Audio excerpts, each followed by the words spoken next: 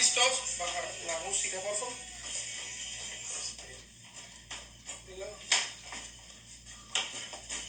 A ver, ¿con quién estamos? Hola, hola.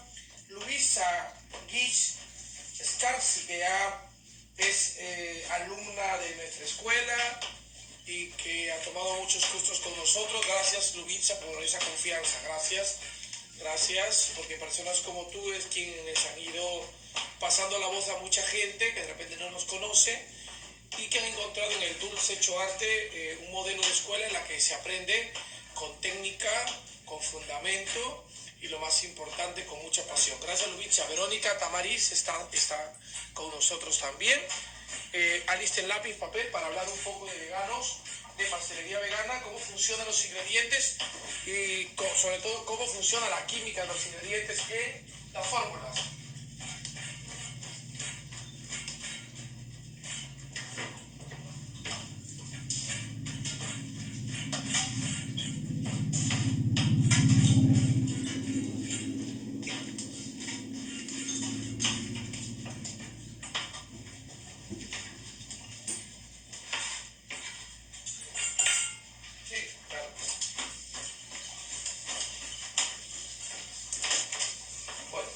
Ya estamos listos. Hola, Nélida, qué gusto verte, Nélida. Nélida, al igual que nuestra alumna Luisa, está también tomando clases muy seguidas. Volteame la cámara, please. Y ya Nélida culminó, me parece. Hola, Juliana, ¿qué tal?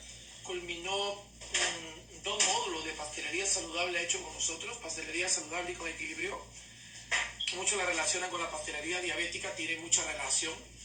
Y eso lo hablamos mucho en el curso, y también ha estado con nosotros. Bienvenida, Nélida. Y estuviste en Veganos 1, si no me equivoco, ¿cierto, Nélida?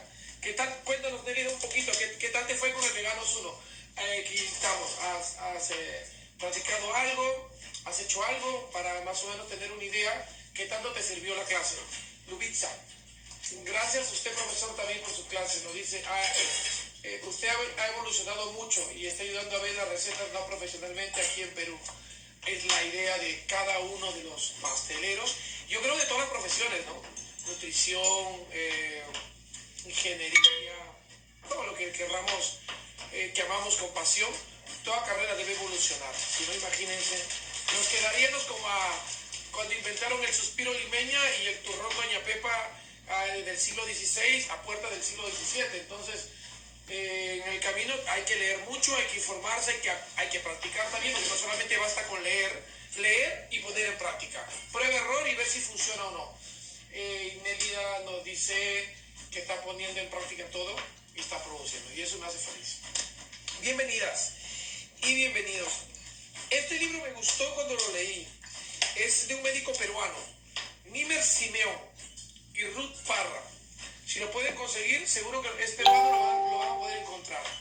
Habla mucho de cómo poder sorprender a la enfermedad y habla bastante, todavía no lo he terminado de leer, creo que habré leído unas 20 páginas y han sido suficientes porque de la primera me enamoré del libro y por tiempo, porque estoy leyendo muchos libros, muchos, en pandemia he leído bastante y admito que lo he dejado por un costadito, pero de nuevo le estoy dando otra ojeada y hay cosas muy importantes sobre cómo poder no solamente atacar a la enfermedad desde el inicio, sino prevenirla con nuestra dieta, cómo podemos nosotros utilizar ingredientes que nos sirvan, ingredientes que nuestro cuerpo asimile muy bien, y de eso trata este libro, y algunas recetitas básicas y todo, pero está muy bueno y le va a dar muchas luces cuando de repente quieran hacer algo de pastelería con equilibrio saludable.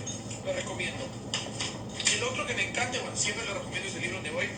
Creo que voy a firmar un convenio con este editor, pero es que cuando lo leí, les conté hace como 8 años, me adentré mucho más en la pastelería y descubrí que la pastelería no solamente era pasión, como todo el mundo. ¿Por qué estudio pastelería?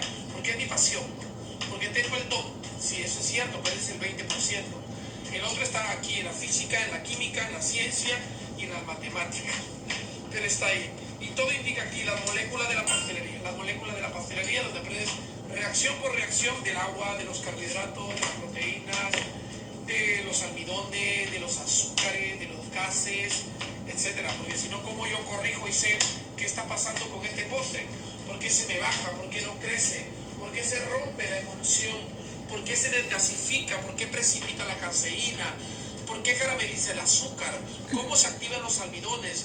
¿Cómo así los almidones se activan y se desactivan? ¿Con qué elementos se hidratan? Entender el pH, los grados Brix de las frutas para poder hacer una buena receta. Si no, solo usaría la receta que me dio mi profe cuando estudié pastelería, le digo hace años, en Perú y después en el extranjero, y después no tendría las herramientas para poder mejorar.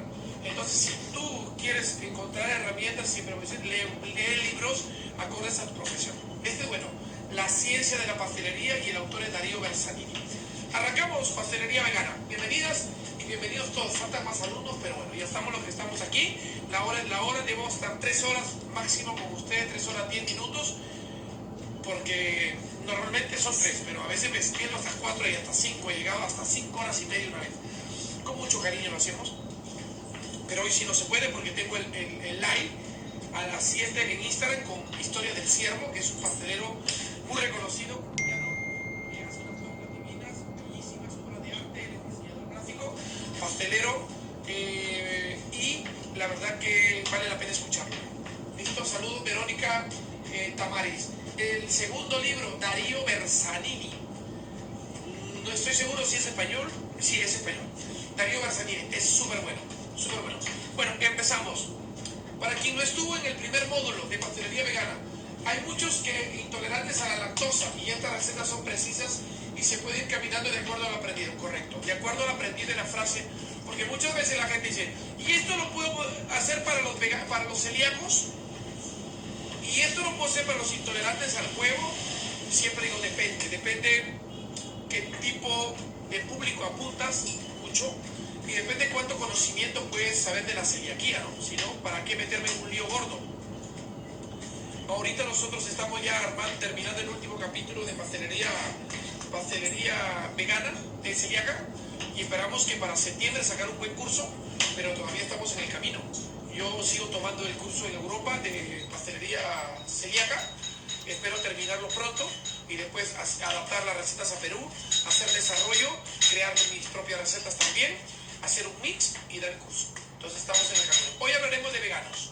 Y en el curso de pastelería con equilibrio nos está yendo súper bien, y este de veganos, la verdad que irá mejor porque hoy por hoy hay mucha demanda. En todas las ciudades del mundo va a haber mucho vegano. ¿Y por qué se ha dado esto? ¿Será un estilo de vida?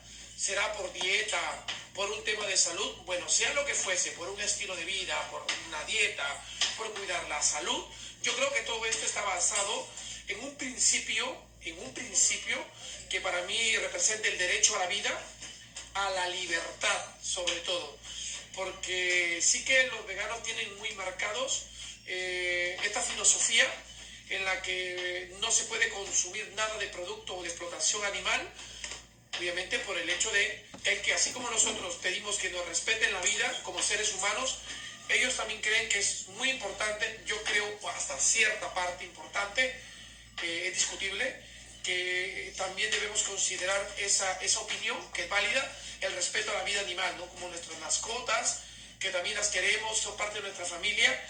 Bueno, también pues ellos están muy ligados a esta filosofía, y con mucho respeto, creo que es algo válido, la doctrina, y pues es respetable.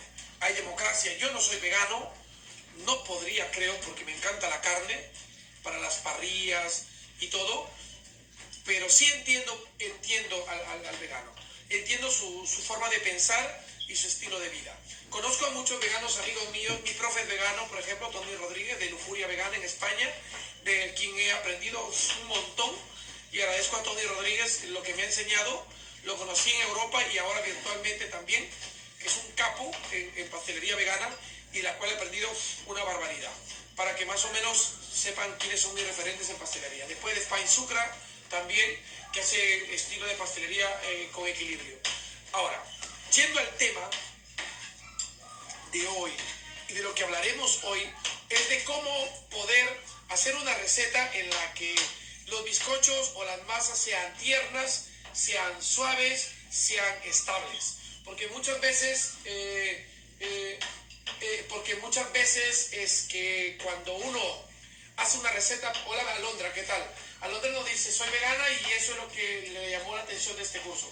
Gracias Alondra y espero que sea lo que esperabas. Me voy a esforzar mucho para no decepcionar no solamente a Alondra, sino a muchos. Este es el segundo, creo que damos de pastelería vegana y el primero fue chévere y esperemos que esto le guste tanto como me gusta a mí. No hay mucho escrito con el tema de veganos. Hay cosas en internet, sí, pero técnicamente hablando no lo hay. Porque muchos dicen, que haz un bizcocho vegano y métale garbanzo. No, porque el garbanzo finalmente tiene proteína también y esa proteína es capaz de estabilizar un batido y tal. Lo he escuchado 1000 veces, creo que desde 10 años escuché eso. He hecho un merengue con garbanzos, porque con el aquafaba, ese residual de agua media fibrosa que tiene, es que hace que levante por la cantidad de proteína que tiene. Un bizcocho se estabiliza. Pero voy a centrar un ejemplo. Ese bizcocho se estabiliza en batido a temperatura ambiente, o sea, en una batidora. Pero cuando pasa aquí, a este señor, que es el horno, ahí tiene un serio problema. Porque en el horno se desnaturaliza, o sea, colapsa. Es como la proteína de una mantequilla se precipita a alta temperatura. Lo mismo pasa con el merengue de garbanzo. Y aparte, que a mí no me gusta el garbanzo, yo siempre he dicho, yo no voy a sacrificar ningún solo ingrediente, ninguno, si no tiene buen sabor. Seguro que Nelida y todos los que están ahí saben que mis 3 principios fundamentales en pastelería es sabor, en primer lugar, equilibrio y emoción. Si el pastel sabe mal, jamás lo haría y nunca lo vendería. Y me esforzaría por mejorar el sabor, porque para mí está en primer lugar. Y el sabor agarra texturas, agarra maridaje, etc. Equilibrio. Porque por muy vegano que sea, tiene que ser rico, debe estar muy equilibrado, debe haber un juego de textura, debe ser capaz el postre de que me haga salivar, que me excite la papila gustativa a la hora de comer, si no, no tiene sentido que no tenga equilibrio. Muy dulce, muy salado, muy pesado, muy de todo, pero no hay equilibrio. Como un equipo de fútbol en el que todos son porteros. Nunca te meterán un gol, pero tampoco lo harás. ¿Por qué? Porque solamente hay un ingrediente que está haciendo fuerza, pero no hay equilibrio entre todos, ¿verdad? No hay nada colectivo. Entonces por ahí va. Y lo tercero, emoción. Porque si el postre a mí no me emociona, imagínense, pasará desapercibido. Si un postre me emociona, qué rico, siempre lo recordaré. Entonces de esa parte vamos a hablar. Entonces nos dice Nelida, ojalá dé tiempo para que nos enseñe a hacer el tofu. No creo que me dé el tiempo hoy, pero seguro en el curso lo haremos, que es súper fácil. Al final le digo más o menos cómo lo hace. En el primer nivel le dije cómo se hacía. Igual le explicaré. Entonces, ¿qué buscaremos hoy? Porque no hay muchas cosas escritas. Que los productos sean tiernos, que sean suaves, que los productos puedan ligar. Pero hay un ingrediente que hace que ligue, claro, los almidones, las proteínas de los almidones y también, sobre todo, las proteínas de los huevos. Sin huevos es difícil que pueda ligar algo, a menos en un batido. Y ahí donde me quiero enfocar, porque por lo general cuando uno prueba un bizcocho vegano, ha tenido el problema que es un poco seco, se desmorona, es muy rígido y no tiene la estructura de un postre de la pastelería convencional o tradicional. ¿Y por qué? Porque no nos hemos enfocado en desgranar un poco la materia prima. Yo digo, cuando uno hace un bizcocho, ¿en qué piensa primero? En huevos. En huevos, porque los huevos son los responsables de emulsión, de airear la preparación, de generar estructura por intermedio de la proteína, que también estructura y aire, de coagulación, ¿cierto? Gelatinización en el horno, de generar sabor, genera un poco de color porque tiene algo de azúcares y por lo tanto el huevo, si yo no lo uso bien, voy a tener problemas finales. Entonces, ¿el huevo se convierte en un ingrediente indispensable en la pastelería? Sí, pero en el tema vegano se tiene que obviar. ¿Para qué? Para buscar otros elementos que me puedan ayudar por ahí. Y ya luego hablaré de esta proteína de patata o ProWheat, que lo pueden conseguir en puntos de venta de pastelería avanzada, de proteína de patata o proteína de soja o proteína de guisado. Y esto les servirá para merengar, para estabilizar, etcétera, etcétera. ¿Ya? Entonces, ¿Qué tipo de masas hay dentro de la pastelería? Hay muchas, pero siempre lo que nosotros nos llama la atención es un bizcocho. Un bizcocho a cualquier hora del día, en la tarde, en la noche, puede encontrar un bizcocho americano, pues un bizcocho de almendras, un bizcocho de agua, un bizcocho tipo una genovesa, cualquier tipo de bizcocho. Pero estos se dividen en dos tipos, por decir, una masa batida, montada, la que monta, y otra masa mezclada, nada más que se mezcla con batidor de globo y con una suela. Cualquiera de los dos, de los tantos bizcochos que hemos desarrollado, te va a dar una textura distinta. Un bizcocho que va aireado va a tener obviamente burbujas más grandes, va a tener más alvéolos, va a tener más miga, más esponjosidad, porque al batirse hay una gran capacidad de recepción de aire. Se forma como una membrana que captura todo el aire y eso por lo general se concentra en el horno y al final con la reacción de las levaduras químicas o el impulsor o el dióxido de carbono, lo que hace que el producto crezca en horno. Entonces, ¿y acá qué vas a usar si no tengo huevos? Bueno, hay dos tipos de impulsores que usaré. El primero, que será el polvo de hornear, que nos va a ayudar mucho a generar burbujas pequeñas pero muchas, y el bicarbonato sódico, que nos ayudará a generar burbujas grandotas pero en menor cantidad. Vamos a aprender a controlar los dos agentes leudantes para tener burbujas estables y no poner tanto bicarbonato que me da burbujas gigantes y en el horno colapsa, sino que hay equilibrio entre lo que estamos haciendo. Hoy no haremos fórmula, porque eso lo haremos cuando se hace el diplomado. Hoy es un curso en que se da receta, pero yo siempre me gusta hacer una pequeña intro para conocer un poco la materia prima. Los azúcares, por ejemplo, los azúcares, hay mucha gente que cambia el azúcar y yo le explico por qué. Si este fuese un curso para diabéticos o para personas que no quieren consumir muchos hidratos de carbono o carbohidratos, como se llama comercialmente, bueno, usaría polialcoholes o de repente un azúcar procedente de una fibra que es la inulina o la oligofructosa, que es un subproducto de la inulina. Pero si usas un polialcohol o usas un maltitol, un xilitol, un sorbitol o un eritritol por último, o tagatosa, no sé, lacanto, azúcar de coco, perdón, azúcar de coco no, estos tipos de azúcares no son enternecedores. ¿Qué quiere decir? Que son azúcares que por lo general no te van a dar esa ternura en el bizcocho o esa humedad que te genera la melaza, ¿no? La azúcar de caña, la azúcar rubia o blanca o moscovado, o la miel, que es azúcar invertido, no es lo mismo. Entonces, si tú le mueves con azúcar de alcohol, pues el resultado va a ser más seco, porque son azúcares que no son capaces de generar esa humedad en el tiempo, y la vida útil es más corta. Un ingrediente hecho con azúcar o con melaza, la vida útil es más larga. Entonces hay que tener en cuenta a la hora de la formulación. Entonces, ¿de qué más hablamos en la receta? De la harina, porque la harina, digamos, es el principal componente que genera la estructura. Imagínate, vas a hacer un postre vegano y no le pones harina. Yo digo, ¿y con qué vas a generar estructura? Si tú necesitas los almidones. Esos almidones son importantes, porque los almidones que tiene la harina, ¿qué van a ayudar? Aparte que primero un almidón se hidrata con agua. Coges agua, coges harina, mezclas, hidratas, y que va a formar almidones, ¿cierto? Esos almidones, esos que se convierten en amilosa, amilopectina, y que al final convierten en gliadina y gluteína o esas redes de gluten, son importantes para generar estructura, porque estos en el horno, con el calor, se comienzan a hidratar muy bien y comienzan a desarrollarse y comienzan a gelatinizarse, a coagularse. Que no es lo mismo utilizar solo un almidón de algo, un almidón de maíz, un almidón de patata, un almidón o una maicena como la conocen ustedes, no me va a funcionar. ¿Por qué? Porque solamente estarás coagulando con el carbohidrato y no estarás coagulando con la proteína, con la fibra.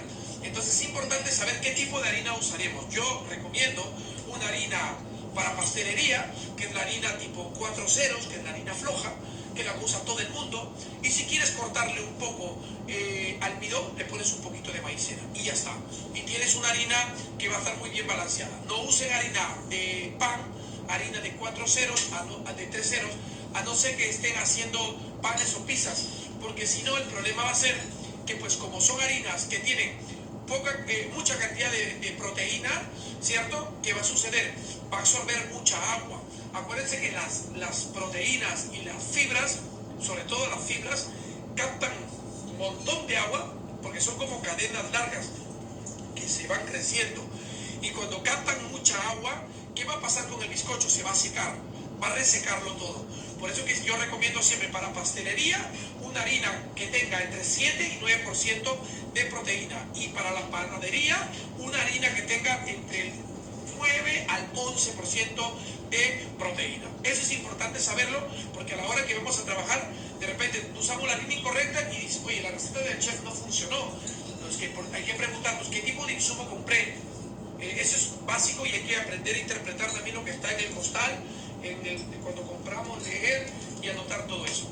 Listo, con el tema de la harina creo que ya a grosso modo hemos conversado un poquito. Y chef, ¿y puedo combinarla con otra harina como para bajarle un poco los almidones que tiene? Porque eso me produce gluten también, y ya que por ahí el gluten después se convierte en glucosa y en azúcar, etc. Bueno, sí. ¿Cuánto? 10%. Le puedes quitar 10% de harina de trigo, pastelera, y le pones un 10% de una harina de almendra. A mí me encanta la harina de almendra mucho, porque la harina de almendra, aparte de tener sus aceites vegetales, sus nutrientes, también me genera humedad. O sea, la parte de nutrición tiene mucho valor de ley, sobre todo si la usas con fibra, con piel, por la fibra que tiene, perdonen. Pero como harina en la parte de la pastelería me genera mucha humedad por la grasa. Y ese es bueno porque el bizcocho se vuelve tierno. Pero no más del 10, porque me faltaría toda la estructura que le decía de la harina. Bien, con el tema de la grasa, ¿qué hay con la grasa? Miren, yo tengo aquí una mantequilla vegana que yo he elaborado de ayer, la tengo lista, y la verdad que parece una mantequilla normal. Ven, aquí está. ¿Por qué? Porque yo no voy a hacer un queque con mantequilla de láctea, ¿no? Porque finalmente, pues, lo correcto es que yo genere mi propia mantequilla. Díganle mantequilla, vegan butter, como quieran decirle, margarina vegana. A mí me gusta decirle mantequilla vegana, no margarina. ¿Y con qué se hace? Bueno, hoy la haremos, pero ya tengo una hecha. ¿Y por qué es importante? Porque esto tiene proteína. Tiene manteca del cacao y tiene licetina de soya. Entonces hay parte de proteína. Y esa proteína es muy importante porque si yo no tengo la proteína, no me va a ayudar a airear la preparación. Por ejemplo, unos creen que solamente la proteína del huevo es la que nos va a generar aire, y eso es falso.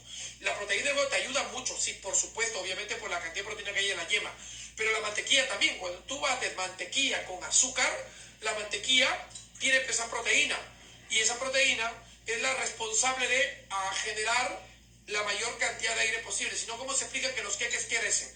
No me digan con el polvo de hornear, porque el polvo de hornear no es el ingrediente que hace que los productos crezcan y esponjen. El polvo de hornear es un impulsor que ayuda en el hinchamiento de todas las células, para ayudar que se abran esas burbujas, se vuelvan elásticas, y después por reacción o por acción del batido o por las proteínas, el producto pueda crecer. Si no, por más polvo de hornear que use, echas mucho, crece, mucho dióxido de carbono, no está estructurada los almidones, se colapsan, se desploma. Entonces, eso es importante saberlo.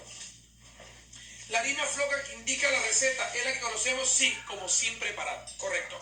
Entonces la mantequilla será importante porque la mantequilla nos dará esas luces para generar la mayor cantidad de aire. Entonces más adelante, cuando hagamos Veganos 3, haré un festival de puros queques solo con mantequilla vegana, y ya verán cómo les va a encantar, ¿ya? Queque de Oreo, de plátano, de piña, de lo que sea, pero con esta mantequilla.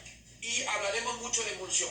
Hoy no nos toca hablar nada de hacer masas pesadas, todo es más liviano, porque hoy hemos direccionado el curso más o menos en lo que serían como, digamos, meriendas y desayunos para un coffee break, porque en realidad creo que ese mercado tiene que explotarlo mucho, y todo el mundo siempre quiere comerse un bizcochito, una bebida de soya, una bebida de almendras, comerse una nutelita, comerse, no sé, un pancake, que tanto les gusta. Por ejemplo, a mis hijas les encanta el pancake. ¿Por qué no hacerlo sin nada de producto animal? Y ahí sumándole un muffin, un quequito, la verdad que va a ir muy súper. Pero para la otra yo creo que podemos hacer un curso en el que haya masas pesadas. Y luego, después de esto, hablaremos de los leudantes.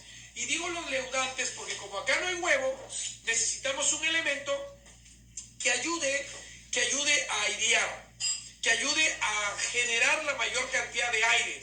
Cierto, que me abra esa preparación, y por lo general me ayude a que en el momento de la cocción no me quede el bizcocho tan pesado. ¿Cuáles son? Les decía que el polvo de hornear y el bicarbonato. Pero hay un ingrediente que yo uso mucho en productos levados o en productos que llevan impulsor o polvo bicarbonato, que es el zumo de limón. ¿Qué tiene el zumo de limón? Aparte de ácido ascórbico, ácido cítrico, el zumo de limón lo que va a hacer es hacer que se active el bicarbonato. Es una parte química. El limón va a activar el bicarbonato, siempre. Entonces yo lo que hago es ponerle jugo de limón, pero nunca lo pongo al inicio, siempre lo pongo al final, porque si yo pongo el limón al inicio, el problema va a ser que me va a activar el bicarbonato al toque y luego en el horno ya se desactiva, porque se rompen las burbujas.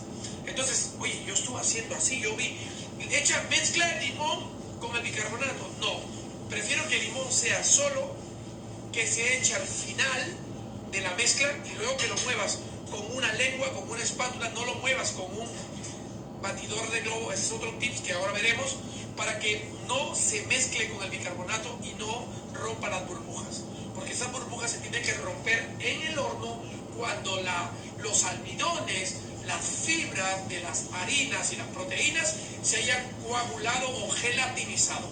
Es muy importante, ¿de acuerdo?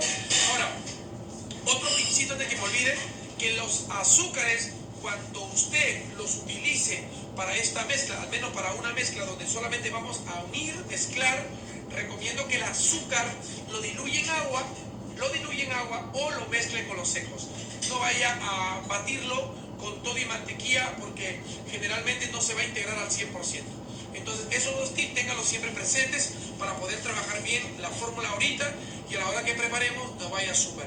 Ya si quieren conocer un poco más del tema vegano, con todo cariño y con todo gusto lo haremos en el diplomado, el que será una carrera de 3 meses, donde haremos niveles como lo hacemos en pastelería saludable. Si hoy me dedico a hablar solo de hacer un monólogo de exposición, créeme que me faltarían horas y no haría pero ni la granola. Así que vamos con la granola. Granola, por favor. Preguntas, auditorio, feedback. ¿Me das un vaso de agua, por favor? Vamos a dar la mano.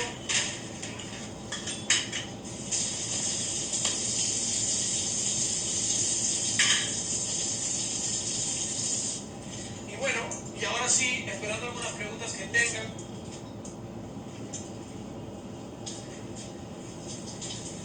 Y arrancamos. Pasen una malla de cabello, por favor.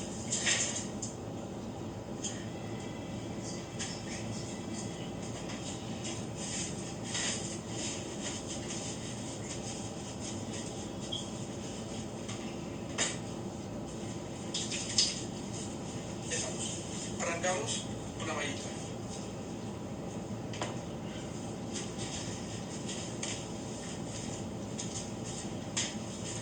Listos, entonces. Vamos con una granola. Si no conseguimos vaina de vainilla, no te preocupes, Alondra, porque ni yo la he conseguido. O sea, yo tenía 4 vainas que compré desde antes de la pandemia y voy a tener que usar la chaucha, o sea, el bagazo. Y si no consigues vainilla, cualquier aroma que te encante o una especia, canela, cardamomo, abatonca, nuez moscada, clavo, no sé qué te guste. Yo le voy a mezclar un poco de canela, un poco de trozo de vaina, por ahí tengo nuez moscada y ya está, solucionado. Las vainas están caras, cada vaina cuesta 18 soles y para conseguirlas ahora es complicado, pero sí que si quieres conseguirlas, contáctate con Fundo San Rocco.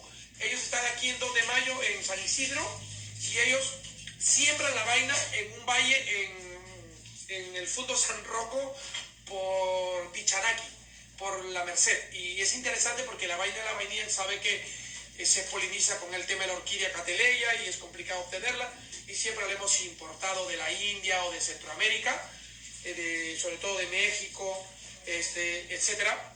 Y bueno, estaba cara, ahora la podemos conseguir hecha en Perú. ¿Ya? Vamos. Proceso. Dame un bol, please. Bueno, acá tengo un bol grande para que sea más gráfico. Y voy a coger unos piles de vidrio por acá. Y mezclaremos esto. Dice, me voy a concentrar donde está solo granola para que no se me distraigan. Primero precalentaremos un hornito, no me haga nada de pastelería si el horno no esté precalentado. Entonces, para esto, ¿qué me dice la fórmula? Vamos vamos a leer de cabo a rabo la receta y me dice, cocción, hornea 160 de 8 a 10 para que deshidrate un poco. Entonces 160 está ahí. Alístame una placa con un silpat, Ale, y vamos a utilizar cocina si no me equivoco. Dice, abrir la vaina de la vainilla. Bueno, yo acá me la han quebrado un poquito porque yo tenía vaina seca. Yo le echaré nuez moscada para que tenga un buen sabor, ¿ya? Y aparte combinar, me combinan un poco de especias y ya está.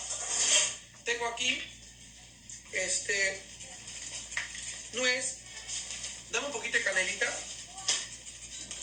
Tengo nuez, tengo un poco de vainilla picada, trozada, y le meteré una pizca de canelita y ya tendré mis aromas. ¿Listo? Yo creo que con esto ya... Proceso. Abrir la vaina y extraer la semilla. Bueno, hagamos de cuenta que es esto. Poner en una olla la semilla de vainilla, miel o azúcar invertido. Y cocinar a fuego bajo hasta que mezcle casi todo. Vamos, ok. Canelita.